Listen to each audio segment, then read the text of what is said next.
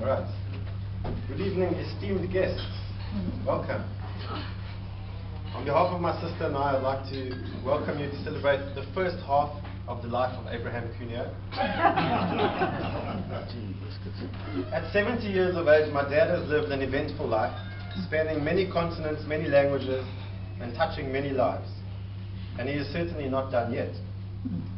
I won't go into his full bio, as we would be here right up until the day that my dad's hero, Dominic Strauss-Kahn, would become president of France. I love him too. But I just want to give you a few snippets to kick off the evening before I invite my dad to say a few words. As most of you are aware, the present incarnation of Abraham Cunio is that of Papu. Papu is actually the Greek word for grandfather. So you may think, why for a good Sephardi Jew does he choose a Greek nom de plume?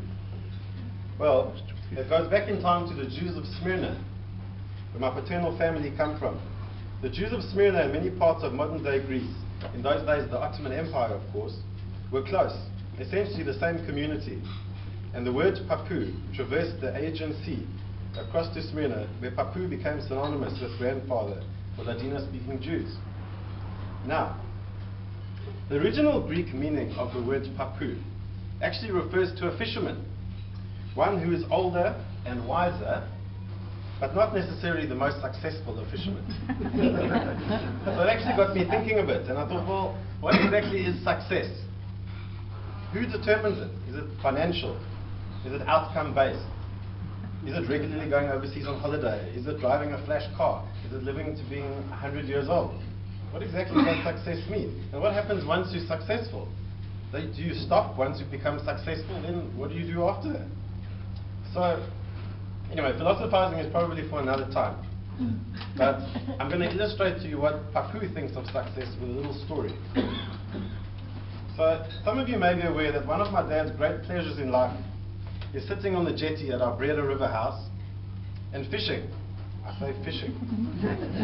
I wouldn't say he's got a particularly high strike rate at fishing. But in Dad's philosophical view, the catching of fish is purely a positive consequence of relaxing and looking at the river while pondering the world and holding a fishing rod. Once in a while he'll catch a nice kabeljau and it will be served for many days thereafter. But the majority of the time is spent sitting, postulating and considering the world.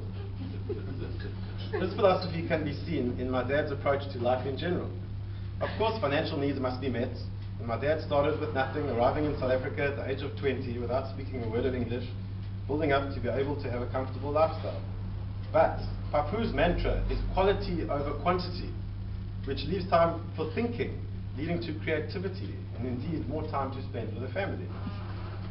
From using a stethoscope to listen for the hollow sound of the juiciest watermelons to his notorious liquid fruit box handbag.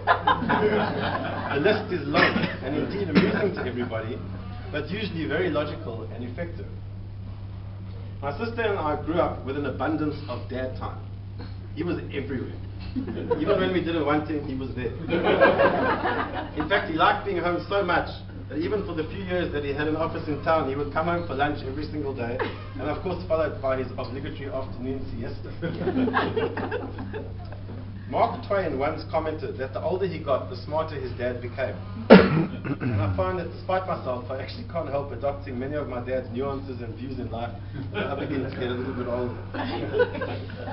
Indeed, the 69th year of Abraham Cunio was the most eventful, as he welcomed 3 grandchildren in the space of 4 months, taking his total to 4, and with another on the way as my sister's pregnancy marathon continues into its 4th consecutive year. His grandchild count is proving far more fruitful than his fishing ever was.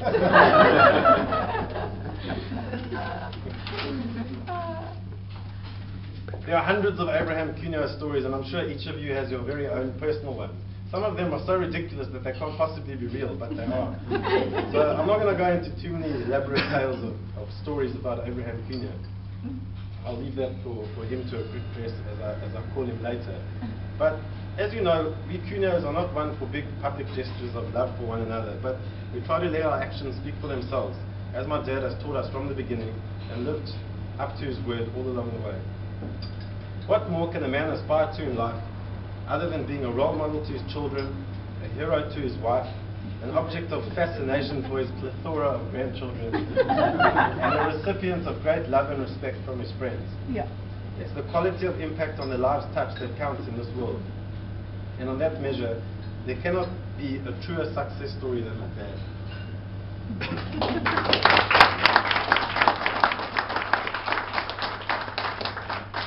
So on that note, I'll cut it short and I'll hand over to my dad to say a few words. Thank you all for listening. Have a lovely evening.